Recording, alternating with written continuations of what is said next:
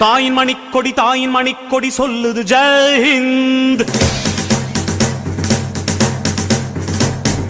தாயகம் காத்திட தன்னலம் போக்கிட சொல்லுக ஜெய் ஹிந்த். என் இந்திய தேசம் இது ரத்தம் சிந்திய தேசம் இது, என் இந்திய தேசம் இது ரத்தம் சிந்திய தேசம் இது, காந்தி மகான் வந்த கண்ணிய பூமி இது.